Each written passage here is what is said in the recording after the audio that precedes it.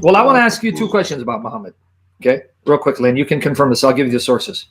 2 points that I find troublesome, and anyone who has any sense of decency, decency, right? I want you to go to 424, should be troubled by this, because these are standing commands. Ask the Muslims, have these commands been abrogated? No. Chapter 4, verse 24, this command has not been abrogated. It's not mansukh, meaning abrogated. Read for me 424. And all married women are forbidden unto you, save those captives whom your right hands possess. It is a decree of Allah for you. Lawful unto you are all beyond those mentioned, so that ye seek them with your wealth in honest wedlock, not debauchery. And those of whom you seek content by marrying them, give unto them their portions as a duty. And there is no sin for you in what ye do by mutual agreement after the duty hath been done. Lo, Allah is ever knower, wise. Okay, now, read only the first part. I'll let you read the entire verse so we don't be accused of misquoting. Read the first part. And all married women are forbidden unto you, save those captives whom your right hands possess. Can I pause that? I just gave you a link to Sunan Abu Dawud. It's a Sahih narration. Guys, and I gave you the link in the comment section. Can you click on that link for me? And I want you to read it with your own eyes.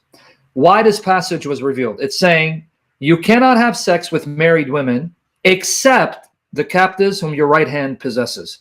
Read for me why Allah gave this verse. Abu Sa'id al-Khudri said the Apostle of Allah sent a military expedition to Autas. Yeah, I remember it. Autas, yes. So then what happened? On the occasion of the Battle of Hunain, they met their enemy and fought with them. They defeated them and took them captives. Some of the companions of the Apostle of Allah were reluctant to have relations with the female captives because of their pagan husbands. So Allah, the Exalted, sent down the Quranic verse, and all married women are forbidden unto you, save those captives whom your right hands possess. This is to say that they are lawful for them when they complete their waiting period. Okay, now let me explain again what you just read. When they took married women captive, their husbands were still alive, though they were pagans. They were too embarrassed to have sex with them because their husbands were alive. Allah said, you don't need to be embarrassed. They're your captives. They're your possession. Because they're your possession, it is lawful for you to have sex with them. Just make sure they're not pregnant. That's what it means, waiting period. Be honest with me. How would you feel if a Muslim came to your town, took you and your wife and your mother captive, and had sex with them, and would your mother, your wife, your daughter, your sister concede to it? Because the Quran and Hadith doesn't say you got to get their permission, because they're your possession. They're what your right hand possesses. They have no say-so in the matter. Would you be okay with that? No, I would not. And yet this verse has never been abrogated. Do you understand? If the Muslims are uppermost and they attack a place, that's what the ICE did. That's what Al-Qaeda did in Iraq and Syria. When they attacked the village, they took women and raped them, and then would sell them or ransom them, because that's a standing command. It's never been abrogated. And don't take my word for it. Go to Adnan and say, hey, has this verse been abrogated? Never. What kind of God is this that would license adultery and raping captive women and saying it's lawful because it's your right as a jihadi? Now, I'm going to give you a link on this, because now I want to contrast this with Moses. Go to Deuteronomy 21, 10 to 14. Contrast what Allah says to this commandment that is 1,500 years before Jesus, 2,200 years before Muhammad. And even scholars who study the archaeology of the Near East will tell you that this command, in light of that time period, is revolutionary. I even quote scholars to say it. I'm not making up. I'm going to give you the article. But I want you to go and read Deuteronomy 21, 10 to 14. When you go out to war against your enemies, and the Lord your God delivers them into your hand, and you take them captive, and you see among the captives a beautiful woman, and desire her, and would take her for your wife, then you shall bring her home. Take her as your slave, house. as your concubine, as what your right hand possess, or take her as what? Your wife. When you see a beautiful captive, because war is inevitable, it was a part of life. It's a part of life till even today. When you go and meet your enemies, you defeat them, and you see a beautiful captive woman like Muhammad did, you take her as your wife. You don't just have sex with her, but it gets better. Keep reading. Then you shall bring her home to your house, and she shall shave her head and trim her nails. She shall put off the clothes of her captivity, remain in your house, and mourn her father and her mother a full month.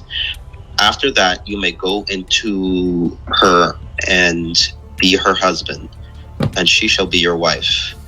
And it shall be, if you have no delight in her, then you shall set her free, but you certainly shall not sell her for money.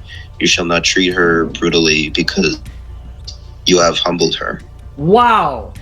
God says you give her a month to mourn, change her clothes so that she's not reminded of her captivity. Let her shave her head and pare her nails, because that was a sign of mourning.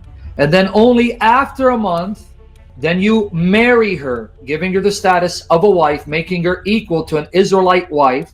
But if you're displeased, you want to divorce her, you send her away. You can't sell her, you don't own her, because you humbled her by divorcing her. Now, understand what you just read. When the woman shaves her head, that's a deterrent. What do I mean by a deterrent? In case that man just wanted to marry because of lust, because of sexual lust, well, when she shaves her head, she's not pretty anymore. But if after that he still wants to marry her, then it's truly love, and he's marrying her for the right motive. And this is 2,200 years before Muhammad and his God. You see how humane this command is in light of its historical, cultural context? Because wars are inevitable. People fight. There are captives.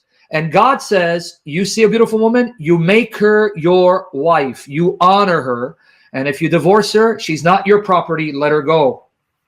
But you just read Muhammad's God, 2,200 years later, about 600 years after Jesus. Hey, when you attack a place, there's a married woman, rape her, because it's rape. Now they'll say, no, Islam forbids rape. But here, I want you to be honest with me. You're telling me a married woman you taken captive, knowing that you are her captor, is going to say, oh yeah, go ahead, have sex with me. I'm excited. Even though my husband's there, jump on me. She definitely won't. And yet neither the Quran nor the Hadith says you got to get her permission, because she's your right-hand possession. She's your property. She has no say-so in the matter. And you're telling me this is the way of life for all time?